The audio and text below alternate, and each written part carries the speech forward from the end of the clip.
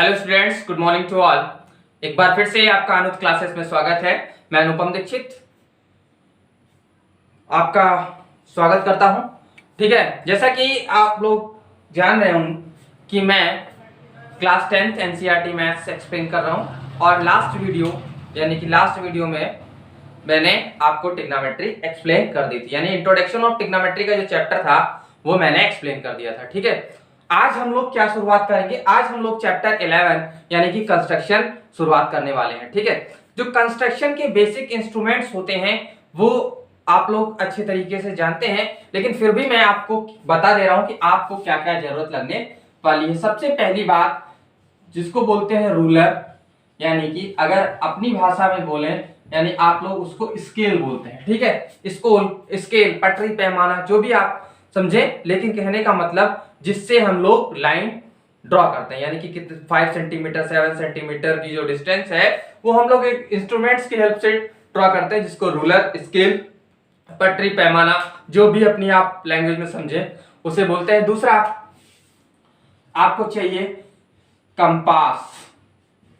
ठीक है, कंपास यानी इस टाइप से बना होता है, यहाँ पे ऊपर टिप रहती है। ठीक है, इस तरीके से उसको हम लोग एक्सपांड करते हैं। ये यहाँ पे निडल रहती है उसकी।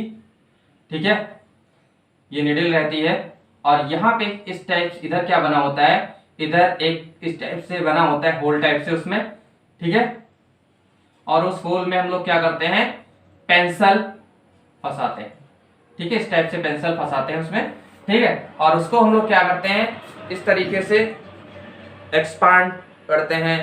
ठीक है, यानी कि खोलते बंद करते हैं, यानी कि इसको हम कम और ज्यादा भी कर सकते हैं। ठीक है, तो ये हमारा दूसरा कंपास। इसको हिंदी में अगर बोलें तो प्रकार भी बोलते हैं। ठीक है, थर्ड आपका है प्रोटेक्टर। ठीक है, प्रोटेक्टर कैसा होता है, इस तरीके से होता है, गोल गोल, जैसे सेमी सर्कल का होता है। यहाँ पे 0 होता है। ठीक है, इधर 0 डिग्री, फिर 10, फिर 20, फिर इस तरीके से बीच में यहाँ पे 90 होता है और फिर इस तरीके से आके इधर 180 हो जाता है। और फिर एक इधर से भी अगर मेजर करना चाहें तो अंदर एक इस तरीके से भी होता है, इधर से भी 0 स्टार्टिंग होती है, 10, 20, 30, 40, फिर 90 हो जाता है। यहाँ पे आके 90 पे 90 मिलता है, फिर अगेन यहाँ पे जब आप पहुंचते हो तो वो 180 हो जाता है। ठीक है, अगर इसको बोले हिंदी में तो क्या बोलते हैं, चांदा बोलते हैं। क्या बोलते हैं, चांदा। हिंदी में इसलिए बता देता हूं कि कुछ लोग स्टूडेंट्स ऐसे होते हैं जिन्हें ये वर्ड समझ में नहीं आते, यानी कि वो लोग इस वर्ड से फैमिलियर नहीं है कि what is a compass, what is a protractor, like this. Okay, जो हिंदी मीडियम के स्टूडेंट्स होंगे उन्हें ये चीजें आसानी से समझ में आ जाएंगी कि ये हमारी पटरी, पैमाना हो गया, ये हमारा प्रकार हो गया, ये चांदा हो गया। फिर third fourth essential condition instrument आपका हो गया पेंसिल, 5 इरेजर। ठीक है, देन शॉर्पनर। शॉर्पनर किस लिए, पेंसिल को शॉर्प करने के लिए। ठीक है, तो ये 6 चीजें आपको कंपलसरी चाहिए ही चाहिए। ठीक, बात समझ में आ गई? तो इन 6 चीजों के बिना हमारा कंस्ट्रक्शन का काम नहीं हो पाएगा। बात समझ में आ गई दोस्तों? अब हम लोग क्या करेंगे, थोड़ा सा जो लास्ट 9th क्लास में हम लोगों ने सीखा था उसका थोड़ा सा प्रैक्टिकल यहाँ पे कर लेंगे। क्यों कर लेंगे, क्योंकि उसकी जरूरत हमें पड़ने वाली है आगे। ठीक है, तो सबसे पहले हम लोग क्या डिस्कस करेंगे, सबसे पहले हम लोग जो डिस्कस करेंगे वो डिस्कस करेंगे परपेंडिकुलर बाइसेक्टर की। क्या बात करेंगे, परपेंडिकुलर बाइसेक्टर की बात करने वाले हैं हम लोग। बात समझ में आ गई? क्या बात करेंगे, परपेंडिकुलर बाइसेक्टर की। ठीक है, तो परपेंडिकुलर बाइसेक्टर जिसको बोलते हैं लंबार्धक बोलते हैं हिंदी में अगर बात करें तो लंबार्धक। लंब का मतलब किसी रेखा के ऊपर, रेखाखंड के ऊपर लंब, यानी कि जो 90 डिग्री का एंगल बनाएगा उसके साथ और उसको 2 पार्ट्स में डिवाइड करेगा। ठीक है, perpendicular bisector of line segment, यानी किसी रेखाखंड का लाइन से मतलब लंबार्धक। तो सबसे पहले हम लोग क्या करेंगे, उसके लिए हम लोग क्या करते हैं, जो भी हमें लाइन सेगमेंट दी होती है उस लेंथ की 1/4 लेंथ लाइन सेगमेंट हम लोग ड्रॉ कर लेते हैं। मान लीजिए ये ए है और ये बी है, ठीक। अब क्या करते हैं हम लोग, क्या करेंगे, कंपास लेंगे। कंपास लेने के बाद क्या करेंगे, कंपास की नीडल इस पॉइंट पे रखेंगे, इस तरीके से कंपास को एक्सपांड करेंगे। एक्सपांड करने के बाद जब हमें लगेगा कि हमने क्या किया, इसकी आधे से ज्यादा दूरी ले ली कंपास में, यानी कि ग्रेटर देन हाफ, ठीक, और you can say more than half, ठीक। कंपास में ले लिया आपने मोर देन हाफ डिस्टेंस। उसके बाद क्या करना है, नीडल को यहीं पे रखना है और कंपास को ऊपर ले जाना, इस तरीके से आर्क मार देनी है, ठीक। फिर इस तरीके से नीचे आर्क मार देनी है उसी से। फिर कंपास के नीडल को यहाँ बी पॉइंट पे उठाना है, फिर इस तरीके से आपको आर्क मार देनी है और इस तरीके से आर्क मार देनी है। फिर इन पॉइंट्स को क्या कर देना है, मैच कर देना है। ऐसे डैश डैश आप मैच करेंगे, ठीक। जिस पॉइंट पे कट करेगा वो पॉइंट क्या होगा, इस ए बी का मिड पॉइंट होगा, ठीक है। और ये एक्स और वाई आपकी क्या होगी,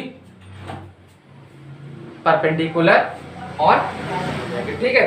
तो ये तो पहला टॉपिक हो गया कि how can you draw the perpendicular bisector on a line segment. क्या करना है, सबसे पहले आपको क्या करना है, एक लाइन सेगमेंट गिवन लेंथ की ड्रॉ कर लेनी है। फिर क्या करना है, ए पॉइंट पे आपको कंपास की नीडल रखनी है, कंपास को एक्सपांड करना है और more than half distance compass में मेजर करने के बाद एक आर्क ऊपर एक आर्क नीचे ए पॉइंट से, फिर इधर बी पॉइंट से भी सेम थिंग, और उसके बाद दोनों कट पॉइंट्स को क्या कर देना, आपस में मैच कर देना है। और वो क्या, जिस पॉइंट पे से बी को कट करेगा वो मिड पॉइंट हो जाएगा और ये जो लाइन होगी वो परपेंडिकुलर हो जाएगी, ठीक है।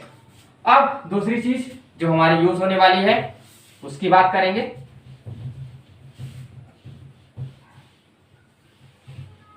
वो है कि अगर आपसे कहा जाए कि आपको एक एंगल दे दिया जाए, मान लो आपको एक 45 डिग्री का एंगल दे दिया जाए और उस 45 डिग्री एंगल के इक्वल आपको एंगल बनाना हो, यानी कि एक गिवन एंगल है और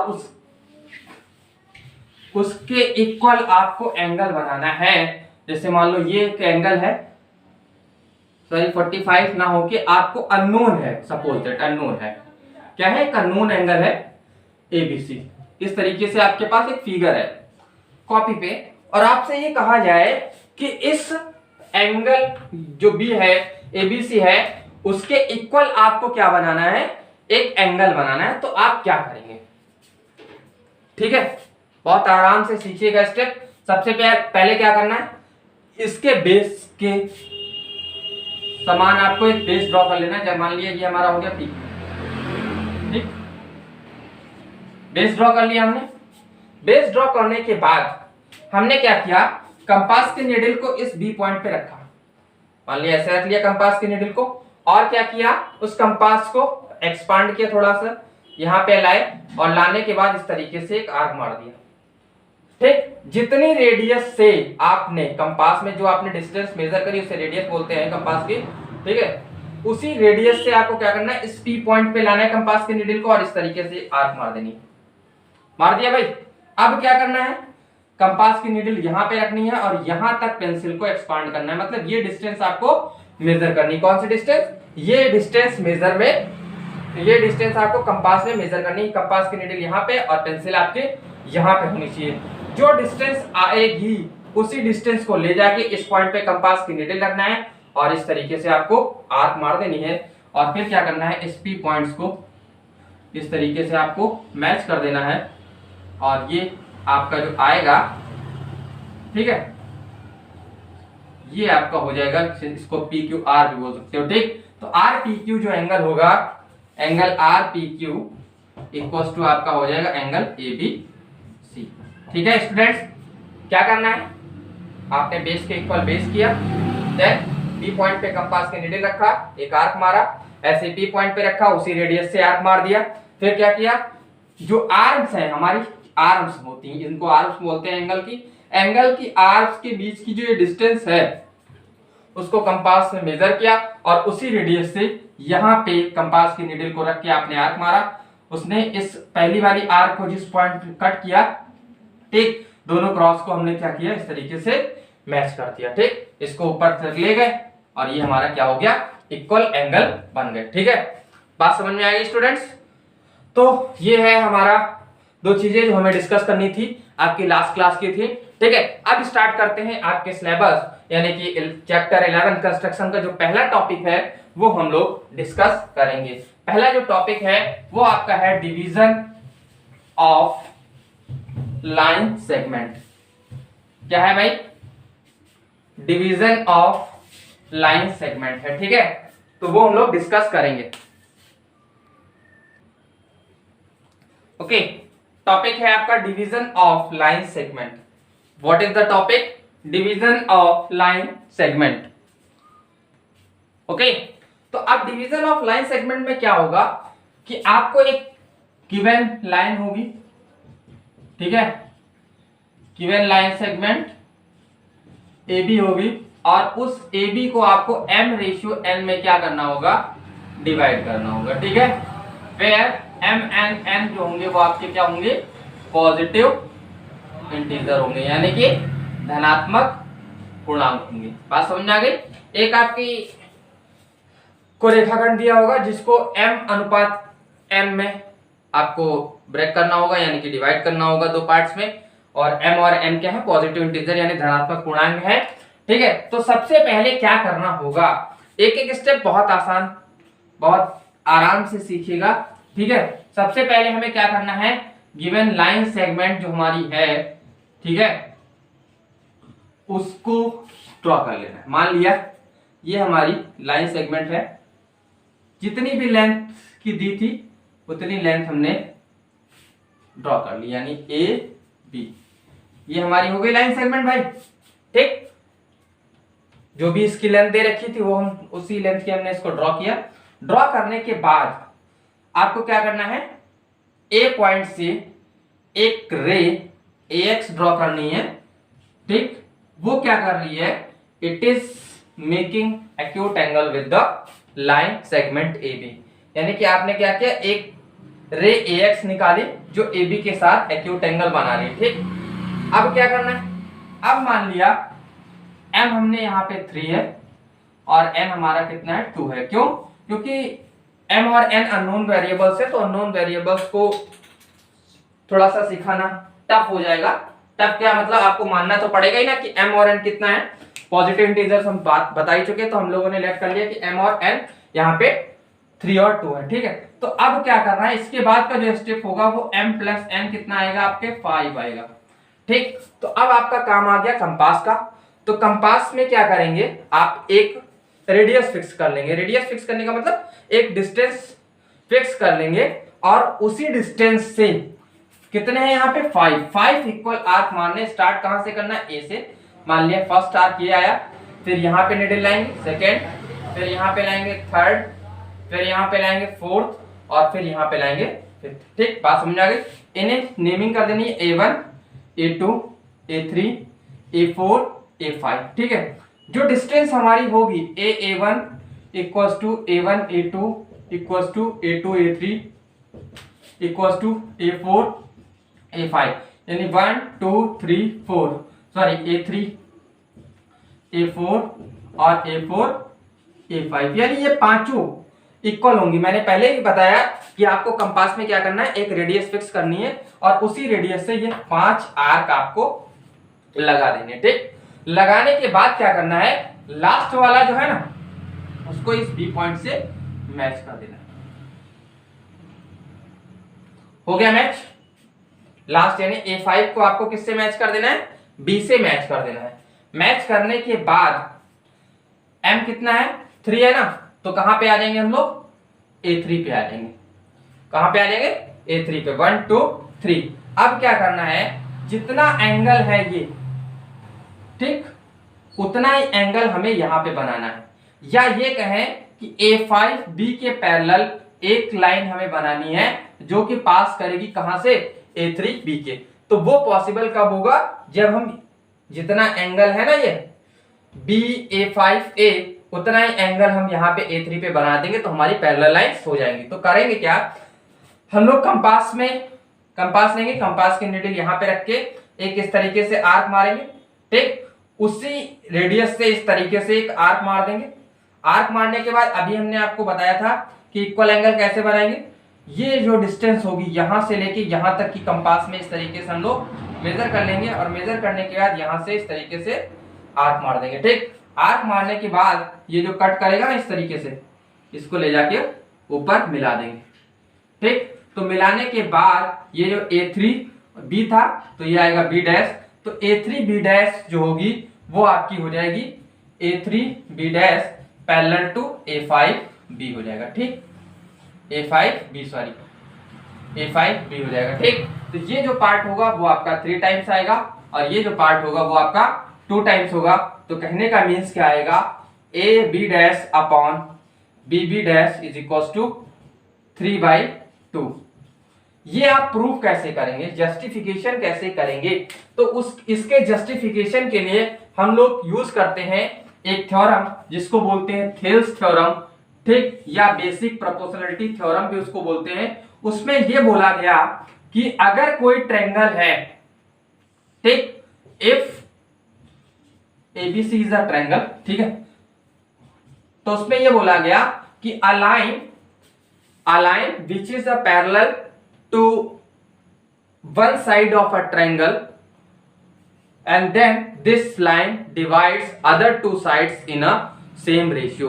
ठीक, यानी एक त्रिभुज की किसी एक भुजा के समांतर खींची गई कोई रेखा त्रिभुज की दोनों भुजाओं को एक समान अनुपात में विभाजित करती है। इसको हम लोग बोलते हैं थेल्स थ्योरम। ठीक, क्या बोला कि a line which is parallel to one side of a triangle divides other two sides in a same ratio. Same ratio कहने का मतलब क्या है, PQ आपकी पैरेलल है BC, तो देन जो PQ होगी वो इस साइड AB और AC को एक इक्वल रेशियो में डिवाइड करेगी। कहने का मतलब क्या हो जाएगा, AP upon AB equals to AQ upon QC। ठीक, तो उसी से क्या होगा कि ये जो A3 हमारी है, A3B dash equals to A5 मतलब पैरेलल, A3B डैश पैरेलल है A5B के। तो कहने का मतलब क्या होगा कि A3 equals to A3 A5 is equals to कितना हो जाएगा, AB dash upon BB dash के। ठीक, अब क्या है, A3 ये कितने पार्ट है, 1 2 3, ठीक है, और ये कितने पार्ट है, 2, यानी कि 3/2, तो AB dash upon BB dash आ गया ना भाई, यही तो हमने प्रूफ करके दिया। बात समझ में आ गई? ठीक है, तो एक बार फटाफट ड्रॉ करके देख लें।